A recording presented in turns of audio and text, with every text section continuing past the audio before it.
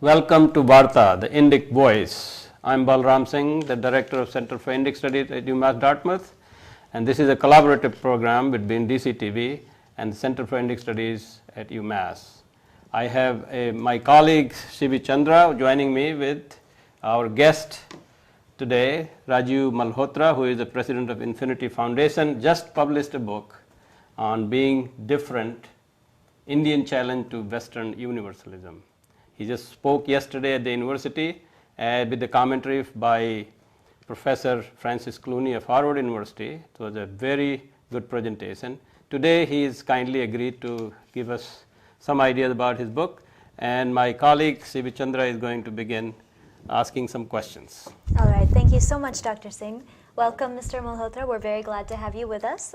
So your book is called Being Different, an Indian Challenge to Western Universalism. And it's dealing with this very controversial and very interesting topic of Western Universalism. Could you define that for our viewers or just talk a little bit about what it is? Sure. You know, each civilization has its own idea of the truth of the world, of history, of philosophy, religion, ideas of law, ideas of morality. And no one has a claim to being the only one or the best one or the absolute one. But the West, having colonized the world and having so much power over everybody else, and the language of the West, English, which we are speaking, having become sort of universal, through the institutional mechanisms controlled by the West in education, in media, in policy making, and through various other means, the Western ideas have become kind of globally universal. So Western universalism is basically a term which means that the West's point of view on certain things have become universal. Now, just like a fish might not recognize water because it's so immersed in it, we are so immersed in Western universalism, including Indians, that we might not even understand that such a thing exists. We might think it is universalism, it's real universalism. So it helps us to step out. And I'll give you a couple of examples. The Chinese have created a kind of Confucian universalism using Confucian thought, Confucian ethics, Confucian modernity, which says basically that there is another way of being modern and having science and technology, but not necessarily imitating the West. And so while the Chinese are becoming very industrial and very progressive in a modern sense, they don't think that they have to westernize in order to do that. So they can be Confucian in their identity and their sense of history and values, and yet be modern at the same time.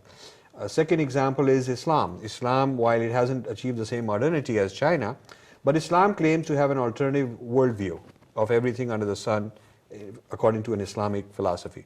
So there's certainly a Western universalism contesting that is a Chinese universalism and an Islamic universalism. So the question I was wondering is whether there's an Indian contribution to this discussion among universalisms. All right, so your book is then a formulation of what you think that contribution is? Yes. All right, how would you say it in a short message? Well, the first idea, to walk you through the logic of the book, the first thing I want to say is it's important to assert difference, because difference is a principle of the cosmos, and the only way to avoid difference is to make people homogeneous. And to make cultures homogeneous, it requires either you genocide somebody, or you enslave somebody, or you convert everybody to your point of view, or those who have an inferiority complex can start mimicking someone else, pretending to be someone else.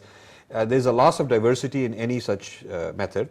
So the alternative to this loss of diversity and homogenization into a single universalism is being different. So that's the title of my book, is Being Different. So that's the project of the book, is to explain why being different is important. The alternative to being different is being digested. That's the title of our next book, Being Digested. Well, that sounds unpleasant. What does that entail? Well, being digested is when one civilization gets digested into another and loses its own identity and its own selfhood.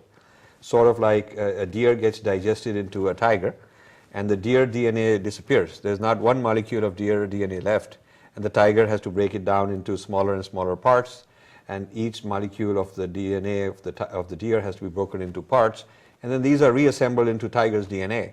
So what survives is tiger's DNA, and the deer disappears. Now this has happened to civilizations. The pagans contributed so much into Christianity, the Christmas tree, Easter, a lot of things came out of the pagans, but the pagans themselves disappeared. The Native Americans contribute so much to Western culture. It's now recharacterized as Western. And there are Western pioneers and Western history of how these things came about without even giving proper credit to the source.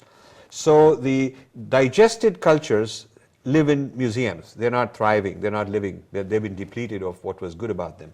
And I don't want Indian civilization to get digested into the West, and I feel that there is a risk that that might happen because a whole lot of appropriation and then recharacterization into the Western metaphor in Western frameworks is already happening of our tradition. Okay, there's so a huge amount of stuff that has been appropriated. That's a very interesting argument you have, that this appropriation and digestion is already taking place. Do you think you could give some examples of that kind of thing Sure. that you see happening? Sure. Well, a lot of, right here in the Massachusetts area, you have John Kabat-Zinn, who has trademarked mindfulness meditation, but actually it's Vipassana. And Vipassana meditation, which he learned and wrote about in his early years, is a Buddhist system that cannot be separated from the overall philosophy of life of Buddhism. But separating it from Buddhism, secularizing it, turning it into modern medicine, getting trademarks and patents, and getting all kinds of NIH, National Institute of Health grants and so on, has decoupled it from its roots and turned it into Western thought. Another one is Herb Benson in Harvard, who took the transcendental meditation of Maharishi and turned it into his own spin on it called the relaxation response, trademarked it, and became a thriving success. Now the issue with all this is that while in the short term it seems to popularize something without the Indian so-called baggage, which is how they rationalize why they're doing this, but in the long run you do not get the benefit of what has been left behind. A whole lot of the source tradition is left behind. Right, it's the tip of an iceberg. It's the tip of the iceberg, and the whole metaphysics and philosophy and cosmology and how it has to work with the soil of a plant cannot be left behind. You cannot remove the plant, wash it off the soil and replant it somewhere else without losing something. So the Indian soil, the roots have been denuded of the Indian soil, and therefore there's, in the interest of cross-fertilization, which I agree is a good idea, a lot has been left behind. Now, I don't want people to think that I'm against cross-fertilization, that I'm against the merger and integration of civilizations, because I do believe in that. But it should be done in an authentic way. The origins should be preserved, the original pioneers should be respected. New pioneers who just went to the East and brought all this, they should not be classified as the founders. In Massachusetts, they have alternate medicine. There is a curriculum of alternate medicine in classes, and they have a course in medical schools on the history of holistic healing. Now you would think that holistic healing is one thing where they would certainly acknowledge the Indian contribution. But it is all Herb Benson did this, and John Kabat-Zinn came up with that, and Stephen LaBerge came up with that, and these big people who used to have gurus who learnt at the feet of Indian masters have now abandoned those and become the founding fathers of this new science in the eyes of Westerners. So the Indian knowledge has been digested into these new Westerners. And that is, so therefore we're either being digested or we are being different. Oh, okay. Well, that's a very interesting distinction to make, and I think one that a lot of us don't make when we're exploring these alternative, so-called alternative traditions. Now, I'm very curious, Dr. Singh, as the director for the Center for Indic Studies, you of course interact with a wide variety of organizations, from these hardcore mindfulness and alternative therapies to groups that do claim to have an indigenous Indian origin, to different kinds of groups and universities that engage with these issues of digestion in very different ways. Do you have any opinions about this this phenomenon of digestion that you see occurring? How do you navigate between these? Well, I do deal with a lot of people, and my sense is I have two ideas, and I would like Rajiv to address them.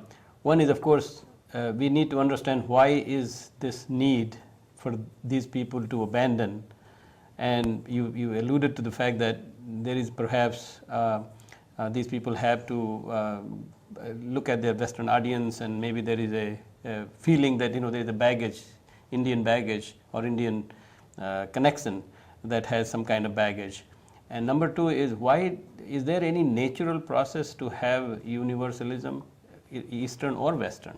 I mean, is there universalism? Is this an inevitable that you have to have the universalism? So my own experience is that, of course, I deal with students who are almost all of them are Western in my class, and I find them to be very genuine. And actually, I have found when I teach my Science of Kriya Yoga class, and eventually I tell them history of yoga, and the students love it. They want to know more as to how, and I think this is a very important point to understand and then address, is that why these people think of the need that they have to dissociate.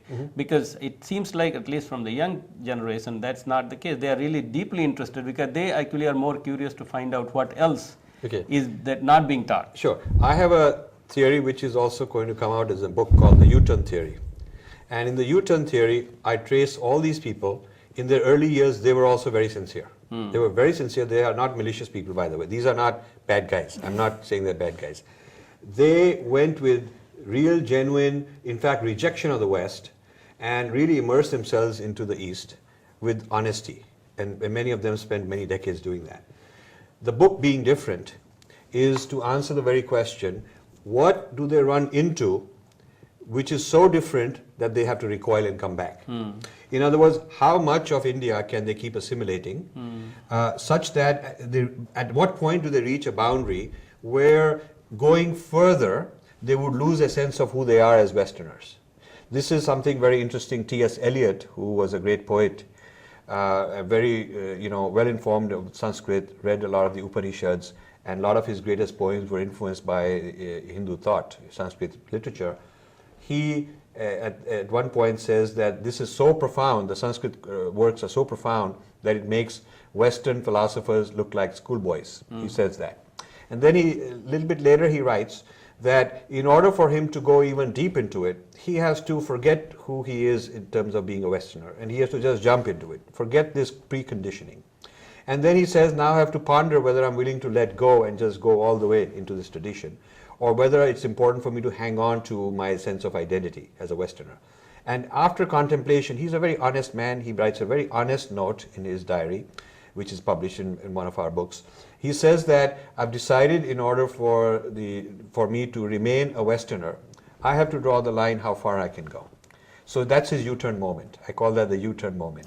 Meaning he's reached the edge of how much he can digest, how much he can accept of the Indian stuff, because there is a fear of losing his sense of who I am. So the idea of being a Westerner and this lineage, bloodline of being a Westerner and this grand sense of history is an obstacle in going beyond a certain point. So they're trying to remain the Westerner in them, even those who admit that there's no more West and we're all global and we're all one, but deep inside there is something that they want to hang on to, and they want to have that side by side with the new knowledge they're getting from the East. And there's a tension between these two. So at that point, that's the edge which this book, Being Different, discovers. All right. So that's, of course, a very interesting and unique idea in terms of how we understand cultural studies today, and especially in today's university and academic climate, which I think, as you say in your book, is very much focused on sameness and the similarity. So who would you suggest should be concerned about this phenomenon, the U-turn moment, the Western universalism, and the digestion? Okay. The Westerner who's going into this journey needs to know what he'll have to give up at some stage in order to really go all the way.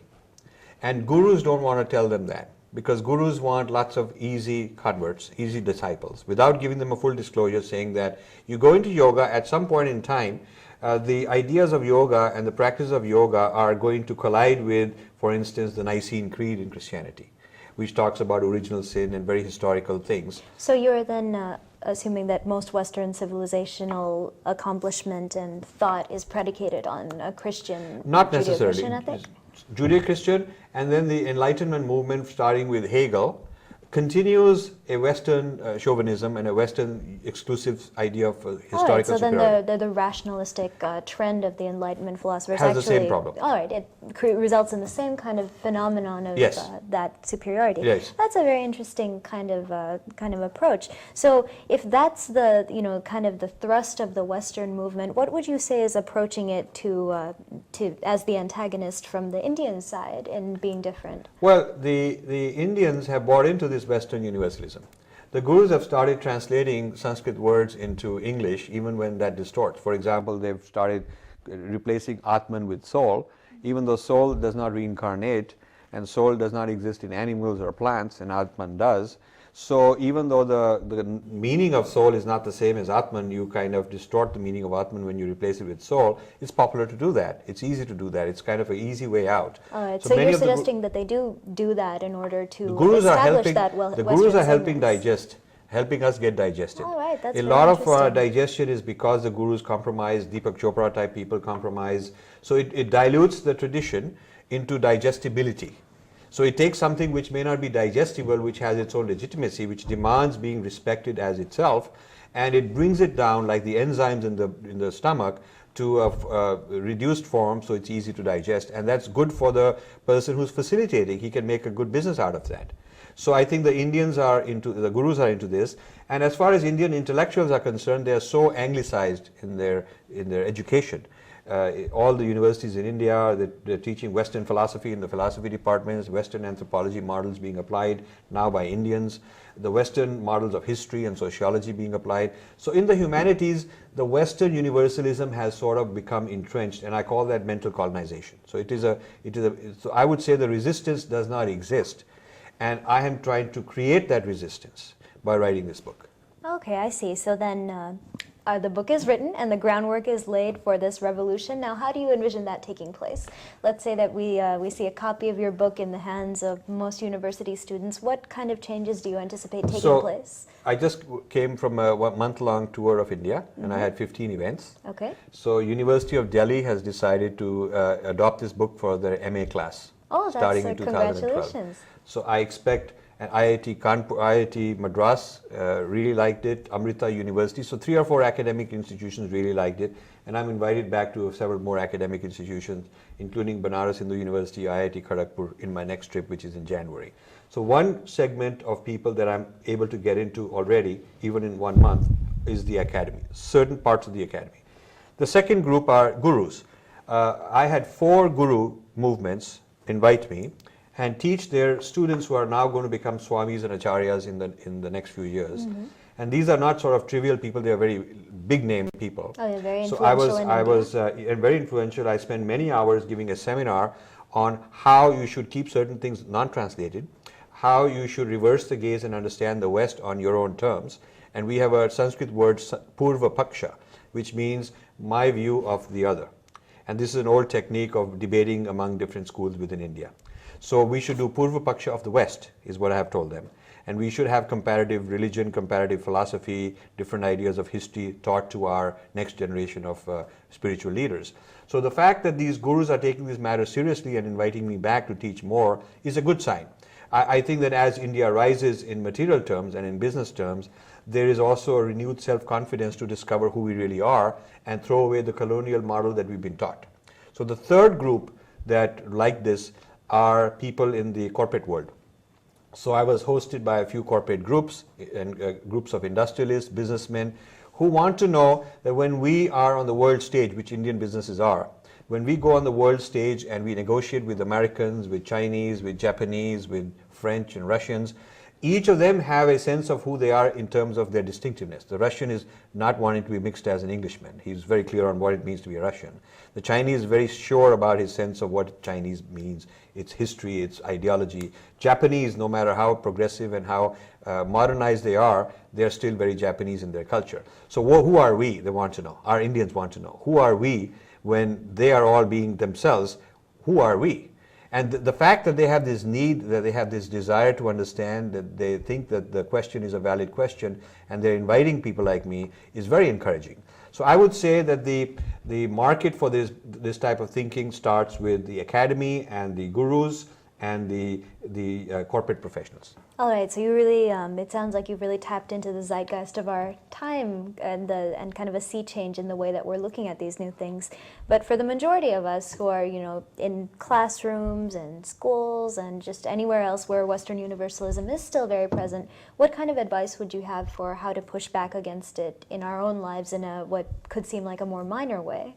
So first, get my book and read it. All right. Okay? and where can we do that? And you go to www.beingdifferentbook.com. Okay, One word, being Being Different book. The word book is important. It's beingdifferentbook.com because being different was already taken. So beingdifferentbook.com.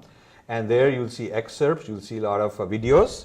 You can actually spend 10 hours just watching videos of discussions, debates, like last night's discussion with the Harvard professor. We're going to put it up in a few days. I had a discussion with Mark Tully, famous BBC correspondent in India, and he talked as an Anglican member of the Anglican Church, very openly, very proudly, and I talked as a Hindu, and we had a 1.5 hour conversation on being different. So a lot of information you can get by watching these videos and the various material posted there, and the book is available. You can click and buy the book. Okay. I think that's the first step, because the book is very, I believe that these are very original, out-of-the-box, new ideas on what's different about us. And it's not political, so I'm not asking people to join, to have anything to do with any political movement or political organization. This is more philosophy. So it's a philosophical view on how we are different, and in our lifestyle how we are different, rather than a political mobilization.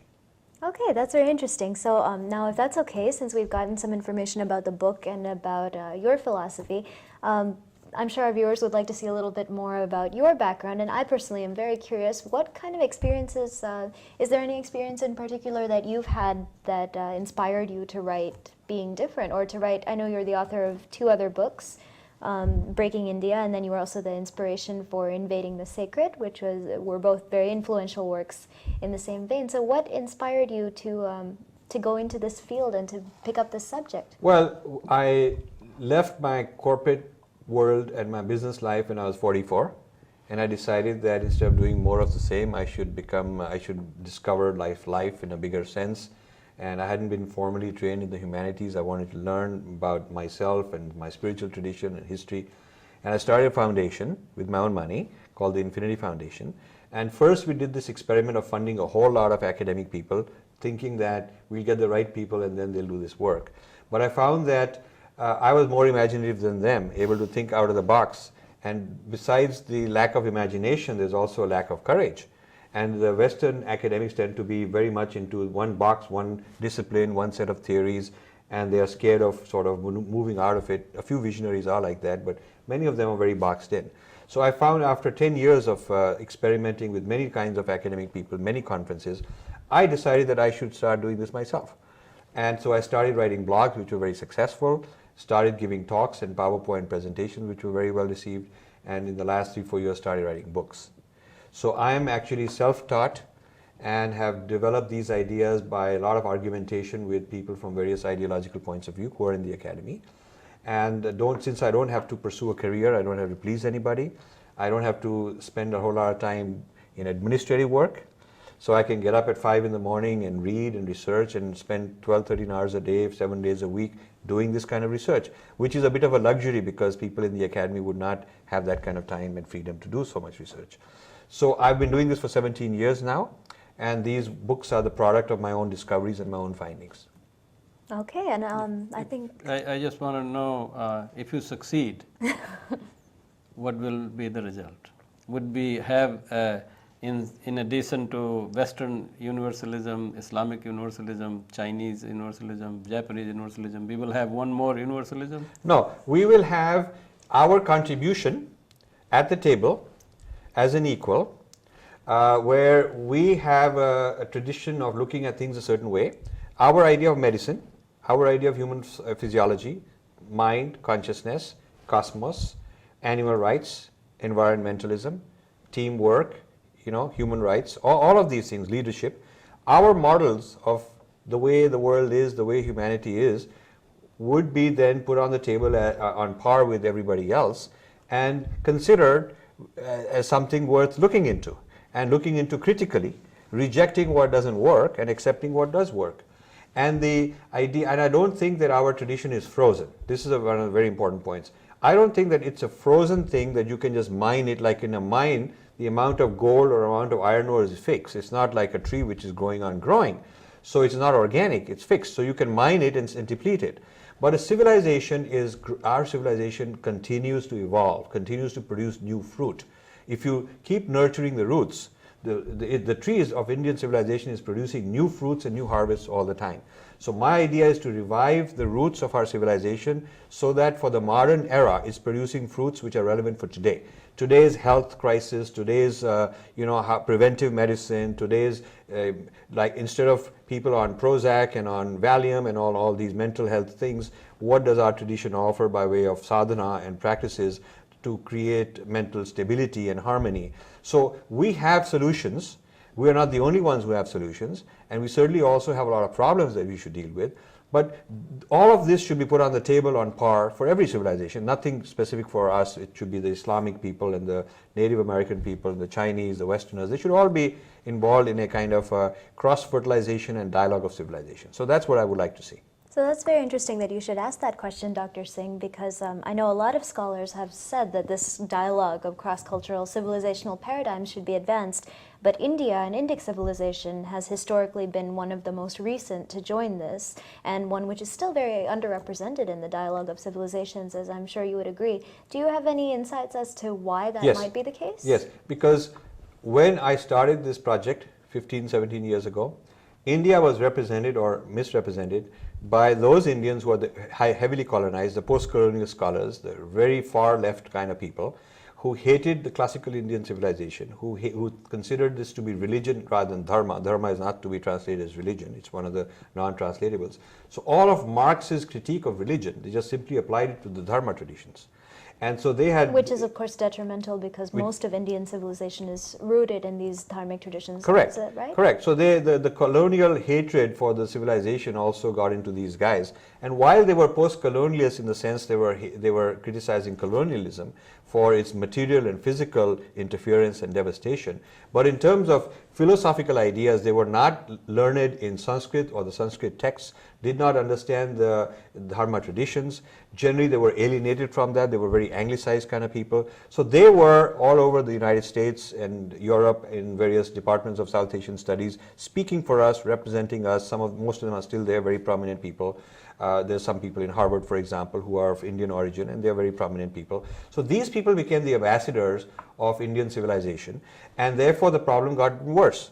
And there's still people who think that the problem that India has is that there is too much baggage of old civilization which we should get rid of. And while I agree that there are a lot of problems... So people are actually, you think, trying to jettison that identity which makes us different. Yes, and they are very... And if I talk in favor of Indian civilization, they think I must belong to some political party that is some Hindutva political party, and they accuse you and they brand you. But there is a decoupling of politics. You can leave the politics behind, and you can talk about a civilization's knowledge system. So when I talk about the dharma, I'm not talking about it as a political movement today, but I'm talking about it as a classical knowledge system, like there's Greek thought. Nobody thinks that you're a member of a political party if you think of Plato or Socrates or somebody or Aristotle. Now that would be a political party we might all consider signing up. Right. So I feel that there is a dharmic civilizational worldview which ought to be studied as a knowledge system, not get into any politics. Okay, so you want to distance that aspect from politics. It sounds like you believe that politics was actually part of what led to this problem. Politics has made it worse because politics has tainted and brought a lot of branding. So it's become very difficult for a guy like me to talk about the qualities of my civilization without somebody being very suspicious that maybe he speaks for BJP and maybe unofficially, somehow indirectly, maybe he's helping them. So this is very irritating to constantly say, well, you got to understand a knowledge system of a certain country. Like in Delhi, they asked me, why do you want to call it Indian civilization? If these are universal things, why? I said because there is a Greek civilization, there is a Chinese civilization, and the place where it originated is not the place where its effects are limited. Its effects are all over the world, and they should be all over the world, but you give a name based on where the civilization originated. There is definitely French culture. They teach it in your universities. There's Italian cuisine. Why do you call it Italian cuisine? Why don't you just call it spaghetti? So the point is that things are named after their origin. And why? And I reversed it back to the gentleman and said, why do you have an inferiority complex about Indian civilization in a positive sense? And the guy couldn't answer that. Okay, so it sounds then you feel that we need a renaissance of Indian scholars who are not feeling the need to distance themselves from the roots and the psychological and historical roots of these traditions. So here we're coming to kind of an interesting conundrum in Indic studies, which I know that we've spoken about a lot at the Center for Indic Studies, and that is, how does this Indic voice get created, especially considering the huge diversity within the Indic traditions and the lack of, say, you know, a chain of succession like the Nicene Central Creed authority. and things like this. No central authority. It's not a monolithic so box, so how does obviously that get created? I churned that issue very widely in my own mind. Who is the Indian voice and what is the Indian point of view? Right, and who is the arbiter of this Indic identity that's being created? And when there's so many views. So the way I answered it is not the normal way. The normal way is you get all the Indian schools together and try to build some harmony, and that hasn't worked. So I never tried that. Okay. People criticize me for, why didn't you go and have a council of all the dharmas? I said, because it didn't work for thousands of years. I'm not going to try that. You can please try that. My method is a very different method. My method is that if I want to figure out what's common among the dharma traditions, I will ignore that question. I will instead ask, how are we different from others? And maybe the way we are different from others is common amongst us. Okay, so you would establish commonalities by distinguishing ourselves. That is called the Purva Paksha method, which means I study the other. So by studying the other, I found that the core DNA of Christianity is the Nicene Creed. And I found that the Nicene Creed is incompatible with karma and reincarnation. Okay. So then I found that all the Indian traditions share karma and reincarnation. So where we are common is how we are different from someone else. Okay, and then there we have a tenet of the Indic voice established. So that's one point. So like that, I've discovered 4 different major areas of commonality within the Indic traditions and difference with respect to the West. Okay. And those are 4 major chapters. Could you briefly detail those 4? Well, ideas? one is the Western is history-centric. In other words, the prophetic history is very important. And in all the Indian traditions, you can raise your level of consciousness through various traditions, various techniques, which people may disagree with them, but they all claim there are some techniques. And these are ahistorical. So the recovery of the highest level of consciousness available to each and every person, what we call Satchitanand, that is very different from the history-centrism of the West. So this is then an experiential or a phenomenological what I call approach, embodied knowing. Embodied knowing. Embodied knowing, that's the term. As opposed juxtaposed to historical history-centrism. History-centrism. Second one is integral unity versus synthetic unity. So the unifying things in the Indian tradition is very, very strong. And that's why, and that's to be contrasted with, say, the synthetic nature of reality, the synthetic nature of knowledge, the synthetic nature of the individual in the Western thought. So even Westerners, the model of the body is a synthetic unity of parts, whereas the holistic idea is very different, it's integral unity. Okay. And while the Indian approach to dance is integrally unified with philosophy and music is integrally unified with philosophy, Western dance, Western philosophy got nothing to do with each other. Sanskrit contains the unity of all philosophy in it, all the philosophy, and all the performing arts also in it. So you'll find that the equivalent of humanities in the Indian system are integrally unified and not just interdisciplinary and put together in that way. So that's the second one. The third one is the attitude towards chaos. How Indians handle chaos, or what the Westerners call chaos, is very different than what Westerners handle, how they handle chaos. And that's probably one of the most exciting chapters in this book, and that's chapter 4. Comfort with chaos, comfort with uncertainty, ambiguity, doubt. I was interviewed by ABC News for their Sunday program at the Kumbh Mela, and the guy asked me the question, how do I go and explain to the Americans all this chaos? So I said, well, you know, the chaos in your mind, because it's cognitive overload that you are facing. There is so much complexity beyond your models. Your models cannot fit all this complexity. So because your model crashes, you're calling it chaos. But if you go around asking the various individuals, you know, they are all doing their thing. They don't think there's any chaos. They're pretty happy going about doing what they're doing. You watching them are finding chaos. He found it so interesting that what was supposed to be a 5-minute interview went on for 3 hours. So a large part of their documentary was on my discussion, because I reversed the gaze and put the cause of this chaos feeling not on the object that they're looking at, but on the subject who is doing this looking. And I find this comfort with multiplicity, many threads going on, multitasking. In an Indian meeting, A is talking to B, C is talking to D, E is listening to A and talking to F. And the Westerners sitting there are very confused about what's all this going on, what is happening. So in my business world, I found that when I would have these kind of meetings, and the meeting's over, the Westerners would come to, the Indians had all filtered out filter out, because they can do many things and filter out what's relevant and make it cut, paste, figure it out. And the Westerner would come to me and ask, what happened? I'm confused. What's going on? What did we decide? Because this guy said this and then this guy said that. So there is a certain discomfort with what they would consider chaos. They want things to be linear. They want things to be simple. So that's the third one. And the fourth one is the non-translatability of Sanskrit words. Okay. That there's a reason for it, because mantra is vibrational and you cannot translate it. You cannot replace one mantra with another, because each vibration has a distinct effect. Like each chemical would have a different effect. You cannot just so the sound and the substance of the mantra Yes. is just as important as the meaning. As the meaning. And so I've given examples of 20 or 25 non-translatables in this book in chapter 5. And I intend to take that out and make a whole volume out of that. So these are some building blocks and solid pillars of what is different and non-digestible into the West. The only way to assimilate this is to distort it and make it digestible. And I'm trying to resist the digestion by keeping that authentic stuff. Okay, well, I think that it sounds like you're off to a wonderful start, and I hope that as much as we can and our viewers can, we can help you in that mission to prevent the digestibility. And of course, you said we can buy the book at beingdifferentbook.com. Yes, I would love to have more people buy, and in that you can also join the discussion. We have 2,000 people already involved in discussing this book online.